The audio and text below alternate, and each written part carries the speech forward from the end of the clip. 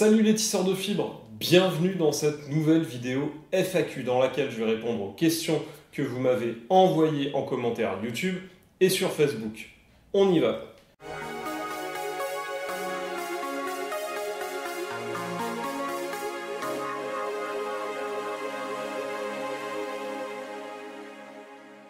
Première question de Victor. Comment réduire les dégâts tissulaires, éviter les courbatures et faciliter au maximum la récupération? Ce qu'il faut savoir, c'est que les dégâts tissulaires sont un phénomène normal suite à une séance de muscu. Et les fuites de calcium et donc les courbatures qui en résultent sont généralement inévitables. C'est des micro-déchirures qui sont nécessaires à la prise de masse. Ça fait partie des 3 facteurs de la prise de masse avec la tension mécanique et le stress métabolique. Cependant, si ça dure trop, c'est peut-être qu'on récupère mal, qu'on ne met pas en place les bonnes techniques. Alors attention par exemple à éviter les déchirures musculaires trop importantes, ou les vraies déchirures, les claquages, les étirements trop violents. Buvez beaucoup, mangez suffisamment protéiné, pas nécessairement des protéines animales qui sont plus acidifiantes, étant donné tout le package qu'elles contiennent en termes d'autres molécules. Donc privilégiez les protéines végétales, les minéraux en grande quantité, les vitamines en grande quantité également. Pour ça, essayez de consommer un maximum de crus, de fruits et de légumes crus. Privilégiez également les bonnes graisses, les oméga 6 pour l'inflammation post-séance, celle qui va vous permettre cette phase de surcompensation et d'approvisionnement sanguin aux muscles, et les oméga 3 qui eux serviront plus tard à la désinflammation. Donc les deux se complètent. Consommez beaucoup d'antioxydants à travers les légumes et les fruits, dormez beaucoup et gérez au mieux votre stress, notamment votre stress professionnel et familial.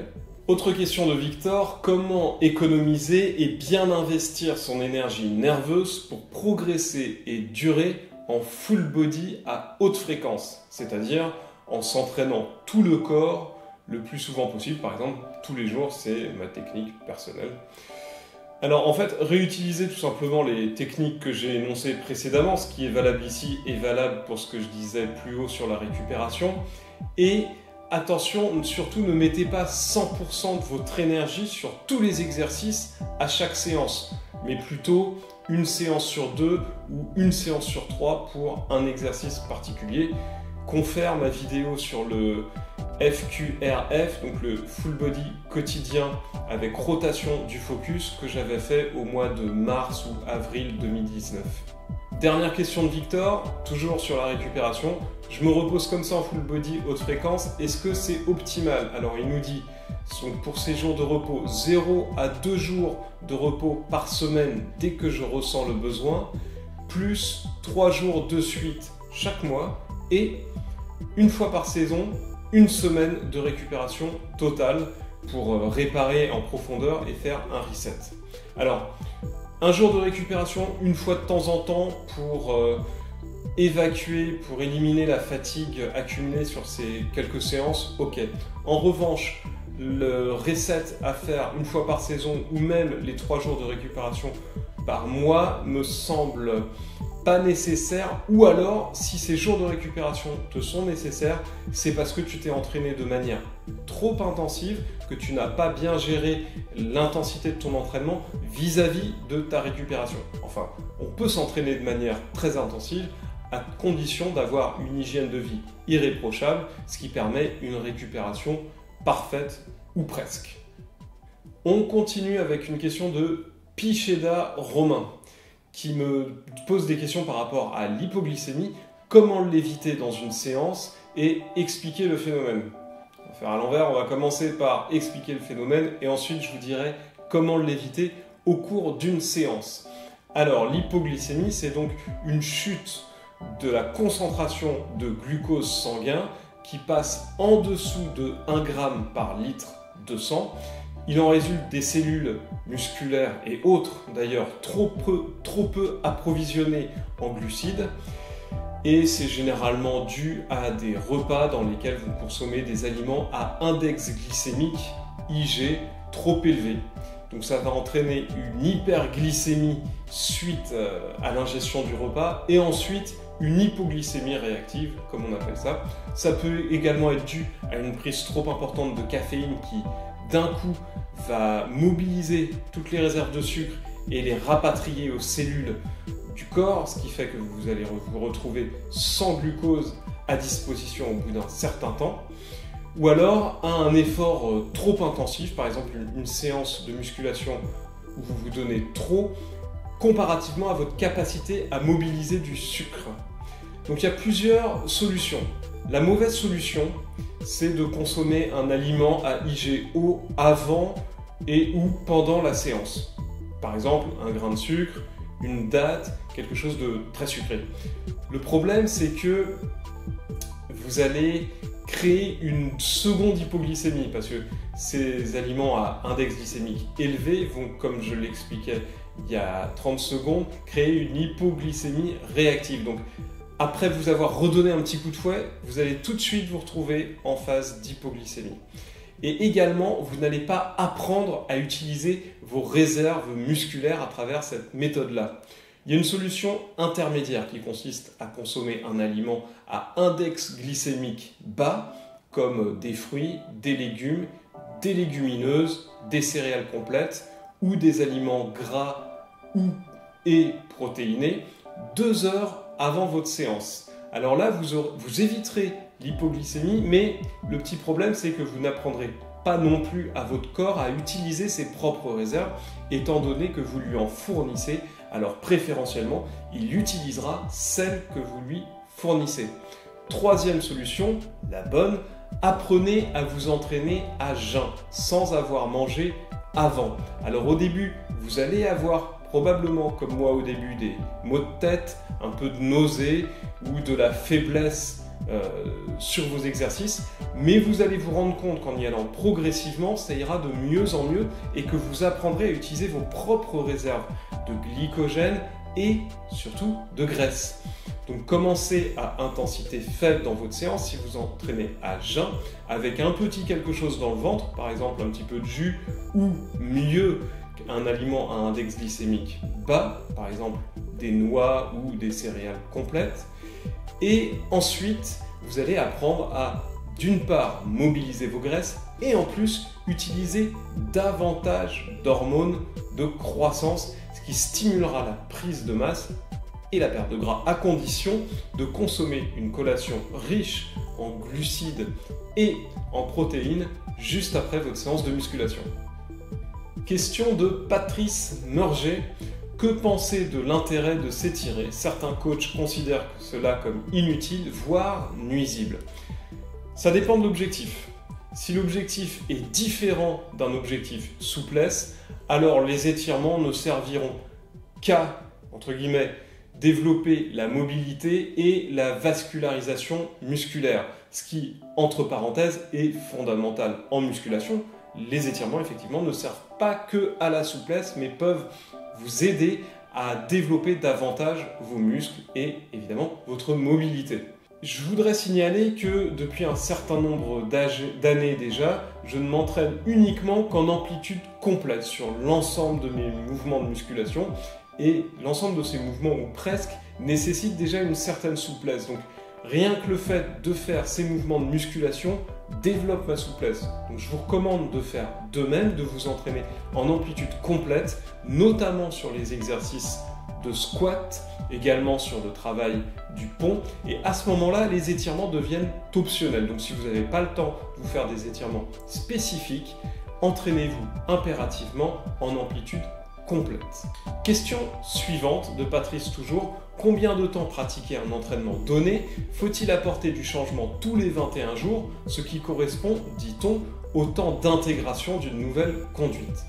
Alors en fait, cette histoire des 21 jours, c'est une observation faite par un chirurgien esthétique qui avait remarqué qu'il fallait 21 jours à ses patients pour s'habituer à un changement de physique. En musculation, c'est pas exactement la même chose. L'habituation nerveuse nécessite déjà un certain nombre de jours. Or, il suffit pas qu'on s'habitue nerveusement à un exercice pour en changer, parce que au contraire, ce serait mettre toutes ces chances de progression musculaire de côté. Étant donné que c'est uniquement une fois qu'on a acquis la motricité nécessaire à la réalisation d'un geste qu'on peut commencer à développer son volume musculaire. Mais il y a toujours d'abord un apprentissage moteur, un apprentissage nerveux. Celui-ci demande plusieurs jours, voire plusieurs semaines. Donc surtout, ne changez pas d'entraînement, ne changez pas d'exercice au bout de 21 jours. Mais restez le plus longtemps possible dessus, continuez tant que vous progressez et changez uniquement à partir du moment où vous commencez à vous ennuyer ou vous commencez à stagner. Dernière question de Patrice, comment prévenir la lassitude? Ce que j'ai ressenti avec un entraînement que je qualifie comme étant l'un des meilleurs.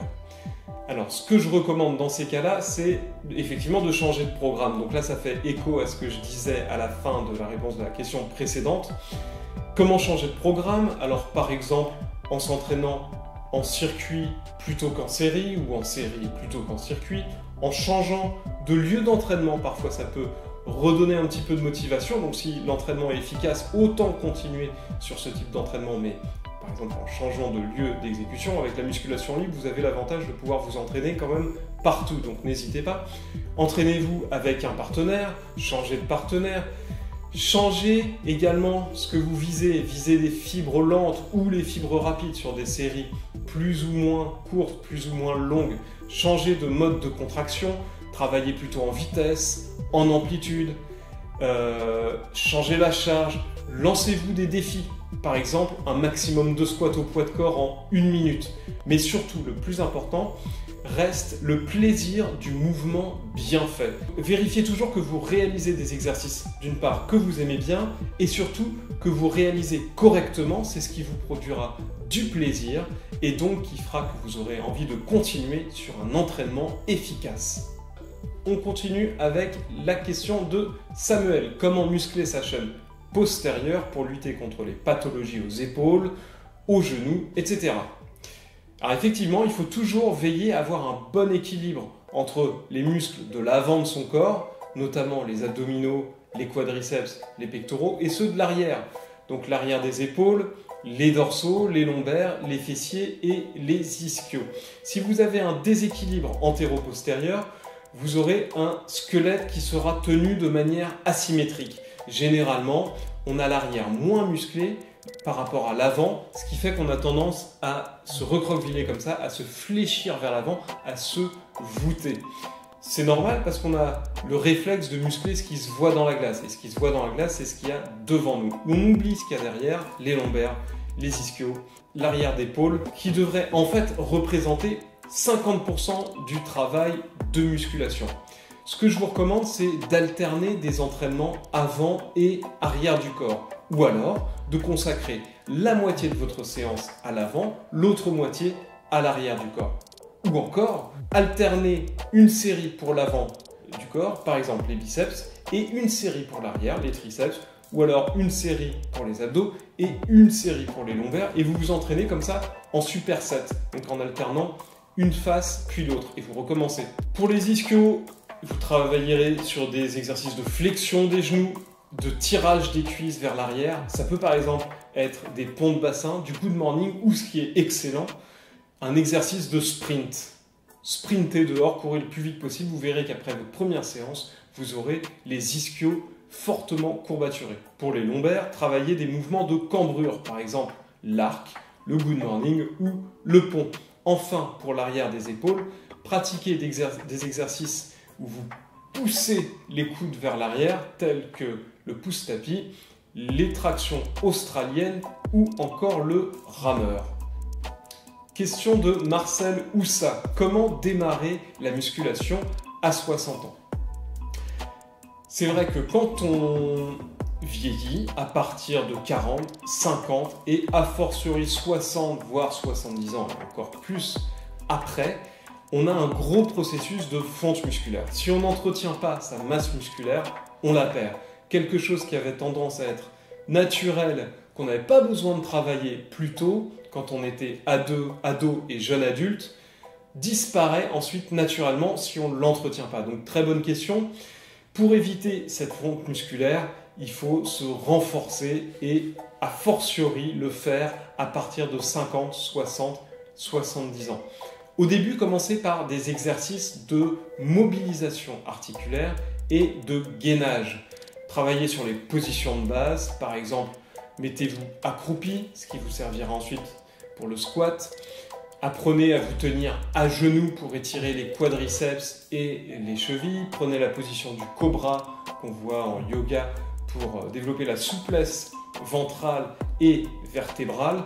La roulade à l'inverse, où là vous balancez vos jambes en arrière pour travailler uniquement la souplesse des lombaires et de la nuque. Ensuite, apprenez à isoler chacun des muscles de votre corps. C'est comme si vous développiez un petit peu votre alphabet. Il faut être capable de contracter un muscle, par exemple le triceps, sans que tout autour se contracte, sans qu'il y ait tout le corps qui s'y mette. Apprenez à isoler chacun de vos muscles. Développez votre ressenti. Apprenez à différencier une contraction d'un étirement, par exemple, d'un muscle qui travaille, d'un risque de blessure, c'est-à-dire trouver le bon équilibre entre l'intensité et le travail musculaire sans vous mettre en situation de danger. C'est ainsi que vous allez développer finalement votre répertoire moteur qui va vous donner les bases pour ensuite vous entraîner sainement.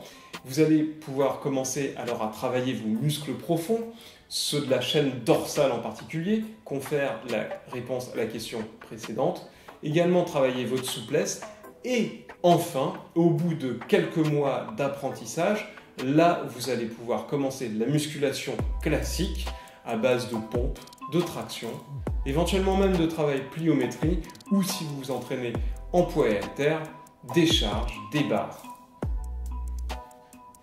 Question de Vince Faya. Qu'est-ce que tu penses du CrossFit? Est-ce sain comme technique et bon pour la prise de masse et la santé du corps? Alors oui, on voit les gabarits en CrossFit, effectivement il y en a beaucoup qui réussissent, enfin beaucoup. Ceux qu'on voit en tout cas dans les vidéos de CrossFit International qui ont développé un beau physique. Je pense qu'il y a le CrossFit, ni plus ni moins que la musculation au poids de corps permet de développer un bon physique. C'est pas la meilleure méthode c'est de faire de la musculation en salle avec des machines, des poids et des haltères, mais déjà si on veut ce qu'on appelle un physique fonctionnel avec une certaine masse musculaire, un certain esthétisme, le CrossFit apporte quelque chose. Alors le CrossFit, c'est beaucoup de disciplines différentes qui sont regroupées. L'avantage, c'est que ça forge une condition physique globale, mais le problème, c'est que ça prend du coup beaucoup de temps parce que chaque habileté nécessite un certain apprentissage. Par exemple, apprendre le handstand, ça ne se fait pas comme ça en claquant des doigts. Ça demande un certain nombre de séances spécifiques sur des mois, sur des années. Pareil pour apprendre à faire les pistoles, les muscle-up, les double unders en corde à sauter et notamment l'haltérophilie, l'arraché et l'épaulé jeté qui sont des exercices à la fois extrêmement techniques, qui demandent un apprentissage nerveux très important, beaucoup d'habileté motrice et beaucoup de souplesse, de vitesse, etc. Donc ça demande énormément de temps pour développer l'ensemble des techniques. Donc si vous êtes un pro, que vous entraînez 6 jours par semaine, il n'y a pas de souci. En revanche, si vous faites ça 1 ou 2 fois par semaine après le boulot, c'est beaucoup plus compliqué et vous augmentez vos chances de vous blesser parce que vous n'aurez pas le nombre suffisant de séances spécifiques pour chacune des disciplines. Il faut une hygiène de vie irréprochable. Bien récupérer, je vous renvoie aux premières questions de cette foire aux questions. Donc récupérer, ne pas se blesser, s'alimenter convenablement, dormir beaucoup, etc. À un niveau amateur, c'est assez compliqué. Donc ce que je vous recommande en tant qu'amateur, c'est plutôt de privilégier 2 ou 3 disciplines maximum sur l'ensemble, ou alors plus si c'est des disciplines qui ne sont pas trop techniques, au sein du CrossFit, ces disciplines évidemment. Sinon, vous risquez de vous disperser, de ne pas progresser et malheureusement, ça finira par une blessure. Dernière question de Nathaël Hiro. Comment allier musculation au poids du corps avec un autre sport, genre sport de combat, pour qu'il n'y ait pas de surentraînement et incompatibilité? Là aussi, ça répond un petit peu à la question sur le CrossFit avec l'histoire de mêler différentes disciplines. Le problème qu'on rencontre ici aussi, c'est l'éparpillement. Donc on a affaire à des qualités physiques qui sont légèrement différentes en musculation et en sport de combat. Par exemple, en musculation, on sera plus sur de la force, éventuellement de la prise de masse musculaire, tandis que dans les sports de combat, on sera sur de la vitesse et de l'endurance. Alors l'idéal, c'est d'orienter la séance de musculation vers un travail justement de vitesse et d'endurance, et également de souplesse, que j'ai oublié de mentionner pour l'intérêt des sports de combat. Un peu de travail de force éventuellement en début de vos séances de musculation que vous convertirez ensuite en exécution rapide, ce qu'on appelle la méthode bulgare. On enchaîne un exercice, une série réalisée lourde et donc forcément lentement avec le même exercice mais réalisé de manière rapide avec une charge plus légère. Ou par exemple alterner un squat avec une barre ou un squat sur une jambe qui nécessite donc beaucoup de force avec un squat sauté le plus haut possible pour développer votre vitesse d'exécution. Travaillez l'endurance plutôt sur des séances spécifiques et courtes ou alors en fin de séance. Privilégiez le mode d'entraînement en High Interval Intensity Training, le HIIT, pour pas trop vous épuiser, pas que ça vous dure trop longtemps et que ça utilise toutes vos réserves d'énergie. Étirez-vous plutôt en fin de séance avec des étirements légers de récupération ou alors sur des séances spécifiques pour développer votre souplesse. Et là, encore une fois, l'hygiène de vie est irréprochable, encore plus que dans le cas d'un entraînement musculation pur. Donc, faites attention à votre diète et dormez suffisamment. Si vous vous rendez compte que vous ne progressez pas ou que vous ne progressez pas assez, alors c'est peut-être que vous êtes en léger surentraînement. Donc, dans ce cas-là, diminuez le nombre des séances et ou leur durée et ou leur intensité. Voilà les tisseurs de fibres pour mes réponses à vos questions. J'espère que ça vous aura intéressé. N'oubliez pas de liker cette vidéo, de vous abonner et d'activer la cloche pour être alerté sur mes prochaines sorties. Si vous avez besoin d'un coaching sportif et ou nutritionnel en rapport avec la musculation, je suis docteur en sciences du sport et diplômé en entraînement sportif. Donc, envoyez-moi un message, le lien vers mon site est dans la description et en fin de vidéo, vous verrez les témoignages de mes élèves. En attendant, je vous dis à la prochaine pour une nouvelle vidéo et comme d'habitude, restez libres. Ciao!